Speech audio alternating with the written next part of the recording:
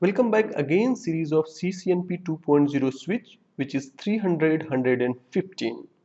Now we're going to discuss about a private VLAN. So basically it is used for security purpose in switches. So let's discuss more about a private VLAN, why we required VLAN, what is the use cases of private VLAN and how it technically work. So actually it create layer 2 isolation even ports belong to same VLAN. What is mean by this? So basically if we have a switch, let's say, and we created VLAN number 2 and there is two port belong to the same VLAN, but by default they can communicate to each other. But if you're talking about usage case, if we have a if we working as a ISP and we have a uplink goes to the internet, but we don't want to allow these devices to communicate each other, but they can access internet, or maybe we have a server or some other resources over a network. In order to prevent communication devices which is belong to the same VLAN, we can use a feature of private VLAN. So shortly we're going to discuss how technically it works and what are the use case that we required. So the first use case is your ISP can separate the multiple customer from each other, because if you're talking about VLAN, there is a limitation. We cannot create beyond 4095 VLAN on particular switches.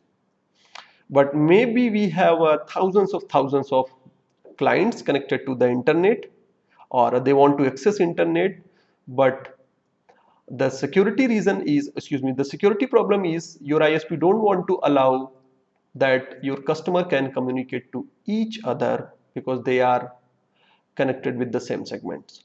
So on that cases we can use private VLAN, or in other word you can say, if we have a resources over network, we don't want to communicate devices to each other even they belong to the same VLAN, but they able to access the upstream devices or upstream resources whatever we have. In such case again we can apply private VLAN. So let's discuss more about private VLAN. It use a sub VLAN under VLAN or a main VLAN. So basically we have the same VLAN like VLAN 2, and under VLAN 2 we are going to create or associate more accurately or technically to some other VLAN which is known as secondary VLAN. So main VLAN also known as a primary VLAN, or sub VLAN is known as a private VLAN or secondary VLAN. All secondary VLAN must be associated with one primary VLAN in order to work your private VLAN appropriately or correctly. So shortly we're going to discuss, we're going to demonstrate it using a diagram that makes sense to lot understand. But for now let's discuss more about a private VLAN. So furthermore, private VLAN are divided into sub VLAN or secondary VLAN, that VLAN known as a community VLAN and isolated VLAN. So these two VLAN that we need to create in order to make traffic separate from each other. So these two VLAN actually work different, or work a little bit different from each other, which we'll going to discuss shortly. As well as it use a port role for granular traffic control in private VLAN. We have a promiscuous port which is connect to the router or a firewall or gateway devices in order to access rest of resources inside network or devices which is belong to the secondary VLAN. As well as we have a host port.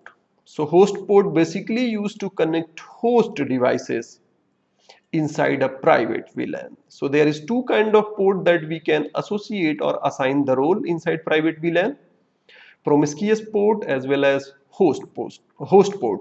So promiscuous port is going to connect to the router, firewall or a gateway devices, and host port going to connect with the end host, and belong to either a isolated VLAN, either community VLAN actually.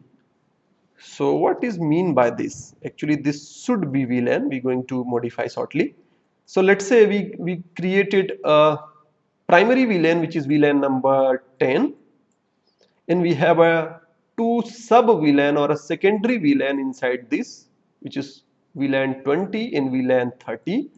So VLAN 20 could be created as a community VLAN, and VLAN 30 can create as a isolated VLAN.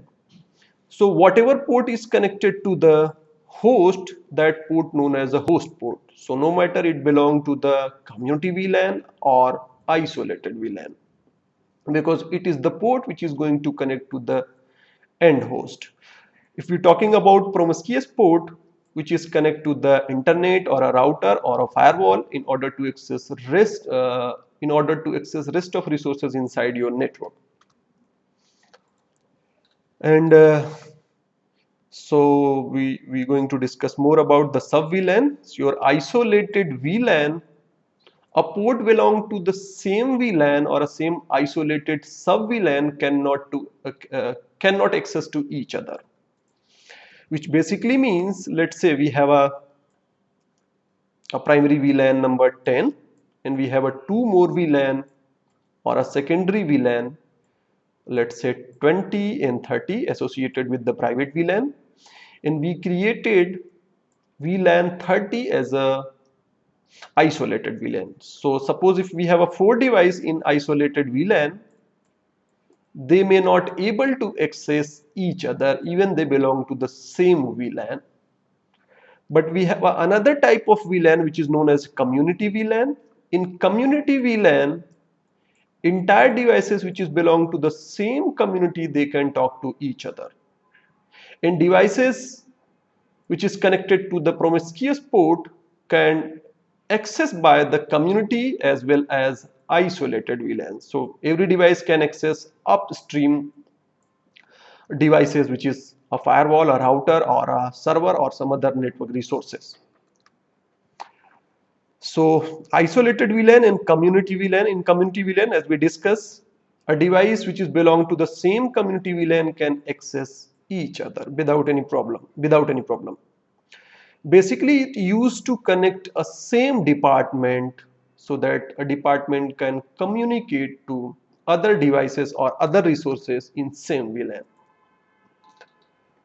Likewise, if we see in topology, in this topology or in this diagram, that makes sense to understand. So let me fix little bit so that we can discuss about this. So this port is going to work as a promiscuous port. In these all port are a host port, as we can see. We can create a sub VLAN inside a primary VLAN. So let's say we have a secondary VLAN number 10 and it is a community VLAN. So basically community VLAN, they can communicate to each other. Obviously they can access the network resources whatever is connected with the promiscuous port. Likewise, we have a secondary VLAN number 30, which is a isolated VLAN. So this isolated VLAN, they cannot directly communicate to these devices or other devices which also belong to the isolated VLAN. So let's say we have another port goes to the same VLAN which is the isolated. So isolated VLAN itself, they cannot communicate to the device which belong to the same isolated VLAN. And we have another example, VLAN number 20. Again, it belongs to the community VLAN, which basically means they can communicate to each other and they can also access promiscuous port devices or any device which is connected to the promiscuous port.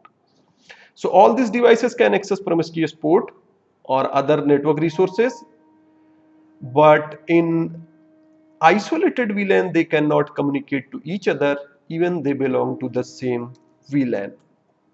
So let's see rest of things. So let me create little bit let me make this diagram a little bit zoom so that we can go through the, excuse me, documents zoom so that we can go through the line wise. So now we're going to talk about configure private VLAN. How we can configure a private VLAN or how we create a private VLAN. So this is the command which is used to create a private VLAN using the VLAN and VLAN ID, whatever VLAN is. And then we make this VLAN as a private VLAN for a isolated VLAN or a community VLAN. And obviously we need to define a primary VLAN that will provide the underlying private VLAN connectivity. So we have a primary VLAN and we're going to associate all the secondary VLAN which we have created for a private VLAN or to work as a private VLAN. So let's say private VLAN association, secondary VLAN list, add, either we can also remove whatever is already added inside a primary VLAN.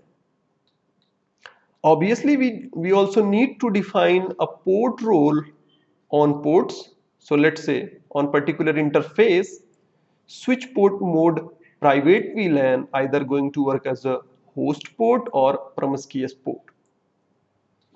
And we also need to map promiscuous port for primary and secondary VLAN.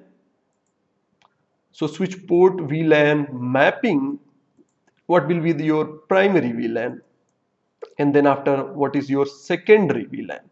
We can add either remove some VLAN which we have already created on switches, as well as associate the switch port that the appropriate primary and secondary VLAN that we have discussed already. So we may have a host port. After assign the role of port, we also need to associate those port to belong to the particular private VLAN.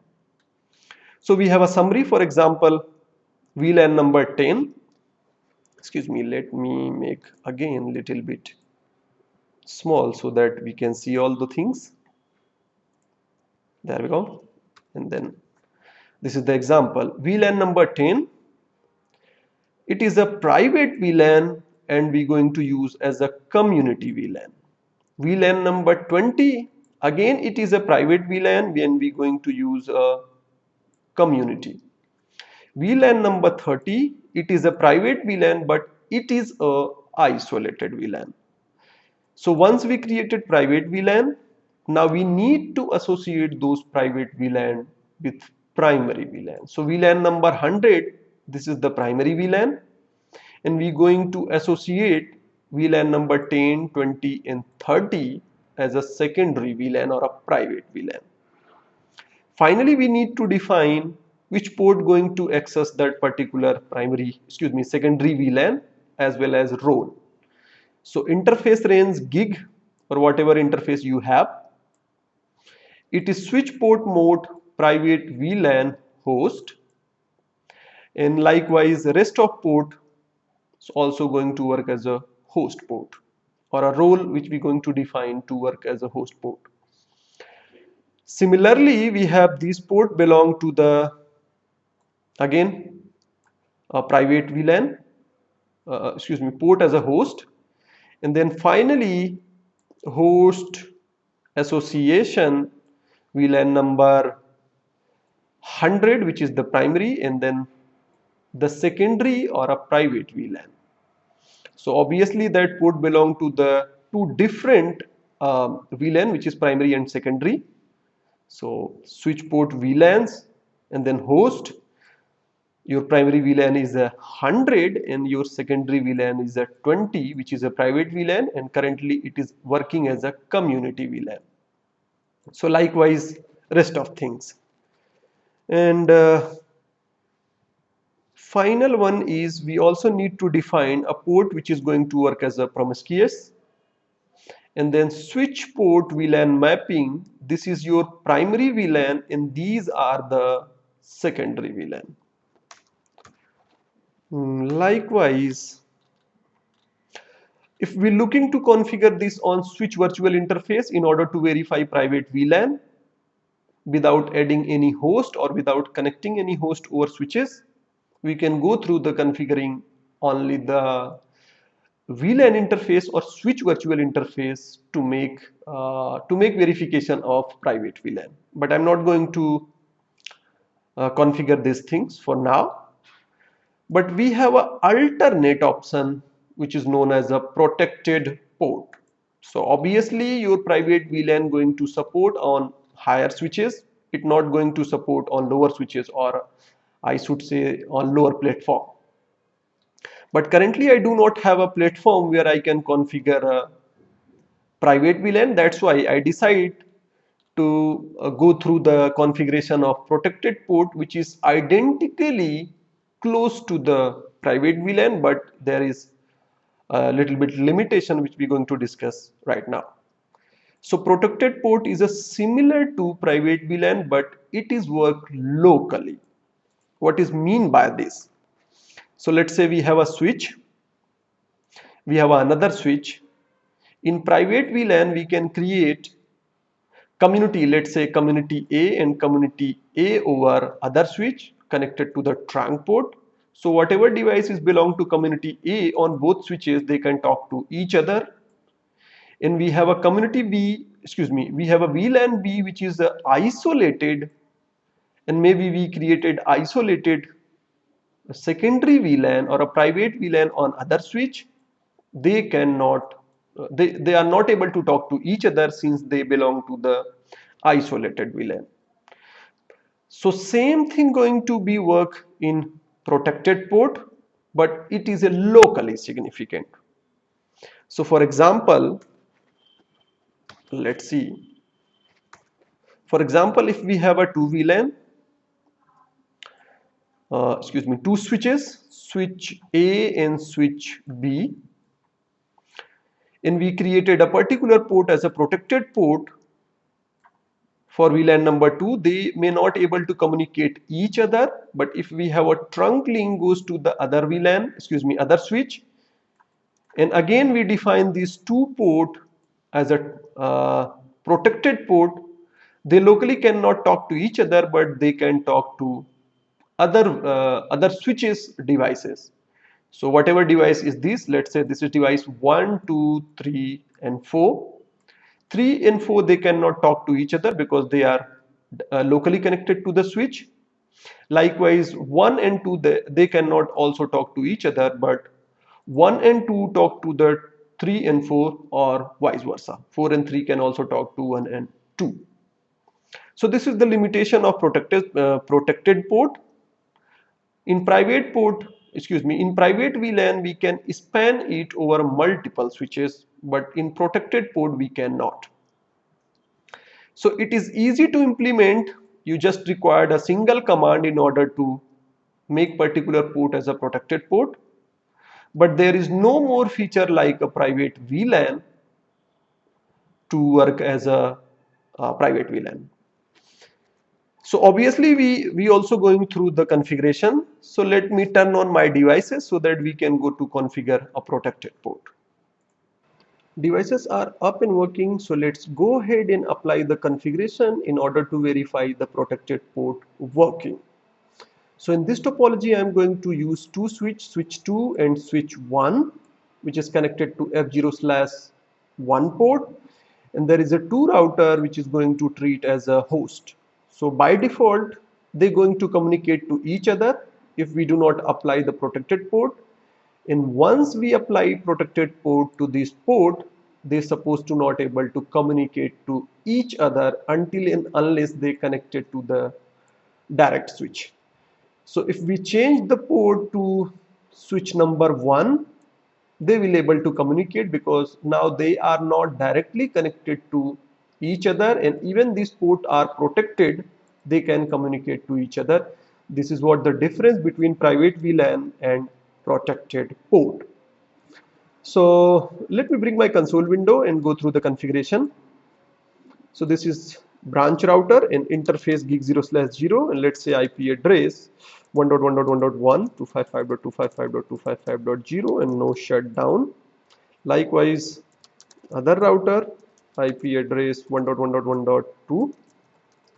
So in your case it could be a host. But here I am going to demonstrate these devices to work as a host. On switch 2, first of all, spanning tree port fast default, so that for faster transaction, and verify so CDP neighbor the topology. So we have a HQ router connected to gig 0/1, we have a branch router connected to gig 0/2, and switch 1 connected to F0/1. Likewise, so CDP neighbor, I believe this is switch 1 connected to switch 2, excuse me, connected to F0/1. Actually, there is two port going to same direction, but one of port going to be blocked because of spanning tree. So first of all, let's check the connectivity whether two router can communicate to each other. So they should be, as we can see, likewise on this device. So we want to ping 1.1.1.1, which is the IP address of other router. So currently they are able to send or communicate to each other because we don't configure this port as a protected. So let me go through it. Interface range gig 0/1 to 2 switch. This is the, I believe there is a command, a protected port or switch port protected. Switch port and protected. So configure interface to be protected port. So let's say it is a protected port. So once we configure it is the protected port, we can verify the devices has no longer connectivity from each other because port are configured as a protected port. So as we can see, these two devices are not able to talk to each other even they connected to the same VLAN. For example, so IP VLAN, excuse me. So I think I have a default VLAN number 1, and these two devices, excuse me, these two ports belong to the same VLAN, but they are not able to communicate to each other because the ports are protected ports. So what I'm going to do, I'm going to plug out this port and going to put it over switch 1, and we're going to verify if it is connected to two different switches. They are going to deny or allow in order to communicate to each other. So I pause the recording and switch the port now, and let's say the current connectivity. So I have connected this port to the, I believe it is interface F0/24. Since I'm recording this video on my production lab, and let's verify. There we go. So CDP neighbor. Now it is, this router is connected to the interface F0/24. So interface F0/24 in switch port, excuse me, protected. So now this port as well as this port are a protected port. Since they are connected to two different switches, they should able to communicate to each other because your protected port is a locally significant. So now it's time to verify the connectivity. So let's send packet again, and we can see we are able to send packet from these two hosts. Obviously the ports are protected, but they belong to two different switches. Obviously these are the VLAN 1 and VLAN 1.